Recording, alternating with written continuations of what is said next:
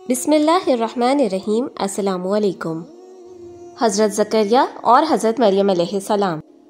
حضرت زکریا علیہ السلام بنی اسرائیل پر مابعوث ہونے والے اللہ کے ایک نبی ہیں۔ جب حضرت زکریا علیہ السلام مابعوث ہوئے اس وقت بنی اسرائیل رومیوں کے ماتحت تھے۔ حضرت زکریا علیہ السلام اپنی روزی کے لیے نجاری کا پیشہ اختیار کرتے ہیں۔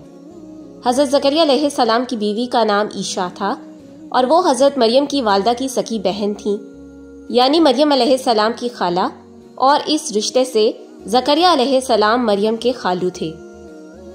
حضرت مریم علیہ السلام کی والدہ کا نام حنا تھا اور ان کے والد کا نام عمران تھا۔ حنا اور عمران دونوں بے اولاد تھے۔ حنا کی دعاؤں اور منتوں سے اللہ نے ان کو ایک بیٹی عطا کی جس کا نام انہوں نے مریم رکھا۔ حنا نے اپنی منت کے مطابق مریم کو پیدائش کے بعد ہیکل کی نظر کر دیا اور ہیکل کی خدمت اور خدا کی عبادت کے لیے وقف کر دیا۔ عمران یعنی کہ مریم کے والد بیت المقدس کے امام اور قربانیوں کے محتمم تھے، اسی لیے جب مریم کو ہیکل کے لیے وقف کیا گیا تو سب نے ان کی کفالت کے لیے ہاتھ پھیلا دیے۔ ایسے میں زکریا نے کہا کہ میں رشتے میں اس بچی کا خالو ہوں، اس لیے یہ بچی کفالت کے لیے مجھے ملنی چاہیے، لیکن باقی لوگ اس پر راضی نہ ہوئے۔ آخر قرعہ ڈالا گیا اور اس قرعہ میں حضرت زکریا کا نام نکلا اور وہی اس سعادت سے مشرف ہوئے۔ ایسے مریم زکریا کی کفالت میں آ گئیں۔ جب مریم سمجھدار ہو گئیں تو زکریا نے ان کے لیے ہیکل میں ایک حجرہ مخصوص کر دیا جہاں وہ دن بھر عبادت الہی میں مشغول رہتیں اور رات اپنی خالہ کے پاس آ کر گزارتیں۔ جب بھی زکریا مریم کے حجرے میں داخل ہوتے تو کیا دیکھتے کہ ان کے پاس غیر موسمی پھل رکھے ہوئے ہیں۔ ایک مرتبہ تعجب سے زکریا نے دریافت کیا کہ مریم تیرے پاس یہ پھل کہاں سے آتے ہیں؟ تو مریم نے جواب دیا کہ خدا کی جانب سے، اور اللہ جس کو چاہتا ہے بے گمان رزق عطا کرتا ہے۔ حضرت زکریا جو کہ خود بھی بے اولاد تھے، مریم کی یہ بات سن کر گہری سوچ میں پڑ گئے اور سوچا کہ جو خدا مریم کو بے موسمی پھل عطا کر سکتا ہے وہ مجھے بڑھاپے میں اولاد بھی دے سکتا ہے۔ لہٰذا آپ نے انتہائی گریہ ازاری سے اللہ کے آگے اپنی التجا پیش کی کہ اے پروردگار، میری ہڈیاں بڑھاپے سے کمزور اور ضعیف ہو گئی ہیں، سر بڑھاپے سے سفید ہو گیا ہے، اور میرے پروردگار میں آپ سے کوئی چیز مانگ کر کبھی ناکام نہیں رہا۔ برسوں سے مانگی جانے والی دعا آخر قبول ہو گئی۔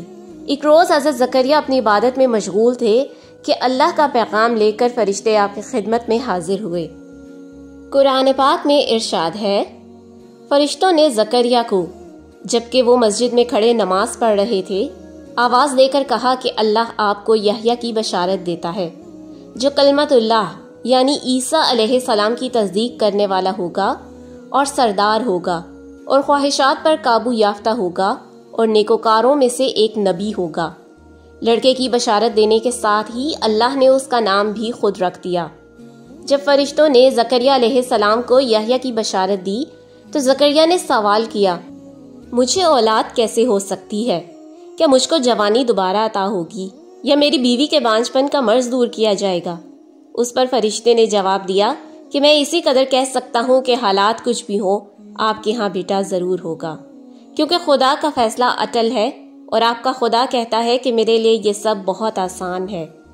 جب زکریا علیہ السلام نے اللہ سے دعا کی کہ مجھے کوئی ایسی نشانی عطا کریں جس سے معلوم ہو سکے کہ اس بشارت نے وجود کی شکل اختیار کر لی ہے، اللہ نے فرمایا کہ علامت یہ ہے کہ تم 3 دن تک بات نہ کر سکو اور صرف اشاروں سے اپنا مطلب سمجھاؤ، تو سمجھ لینا کہ بشارت نے اپنا وجود اختیار کر لیا۔